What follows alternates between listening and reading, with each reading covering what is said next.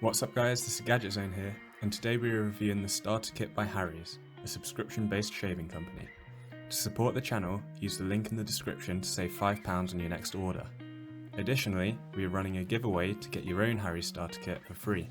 There'll be more information on how to enter at the end of the video. A feature of this starter pack that I prefer over other shaving starter packs is that you can customise the razor handle. You can choose out of orange, blue or green, without increasing the cost from £4.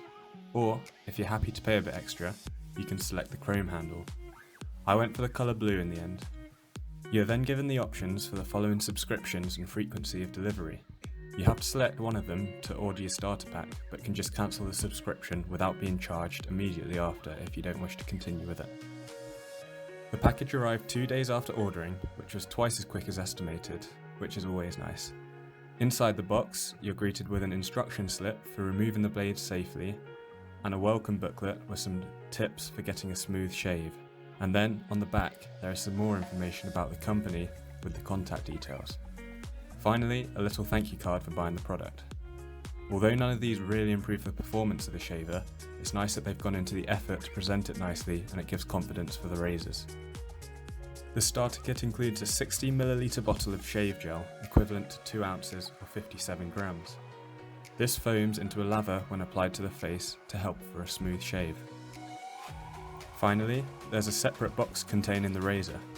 Opening this and pulling out the tray, we find the razor with the handle and a protective case for the head. Only one razor head is included in this kit, however, for £4 I wouldn't expect too much more.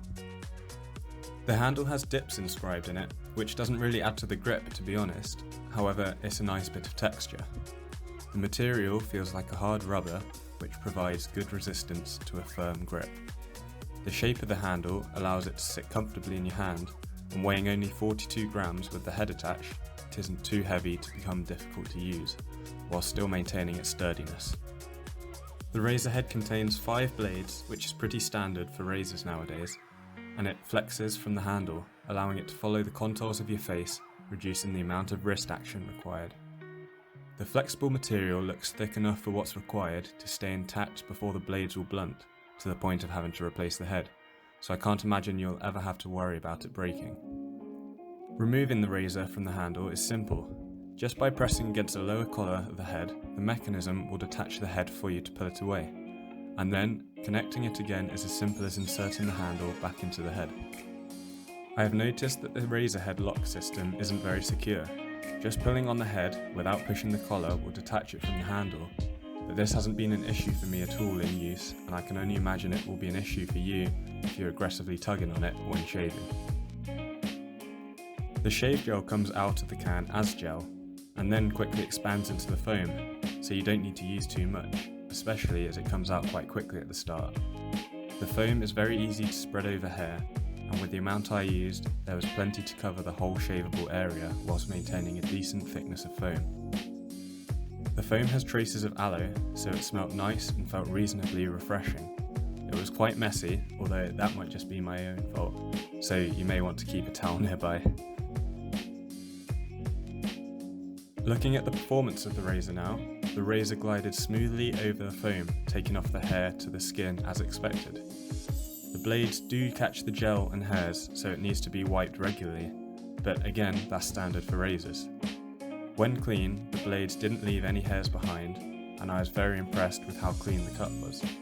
Therefore, I didn't have to go over any already cut areas too often, reducing the amount of dry shaving there had to be.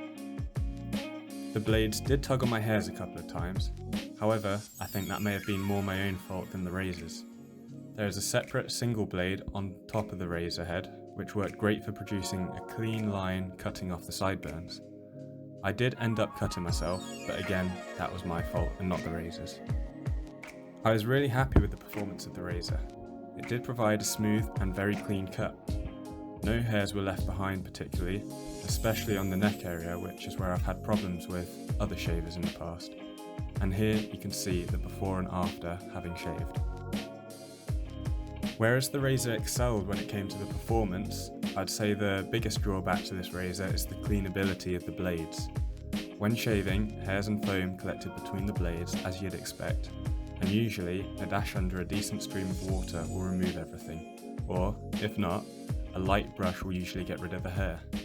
I found, however, after doing that with this razor, there was still a load of hair stuck at the back, and it was only after a few minutes of thorough cleaning I managed to remove all the hair. Overall then, I think Harry's razors produce an excellent shave, not irritating your skin at all. However, cleaning the blades was very inconvenient. If you would like to be included in the giveaway, make sure you're subscribed and comment below which colour handle you would like, out of orange, blue, green or chrome, and the winner will be selected at random when this video gets to 30 likes.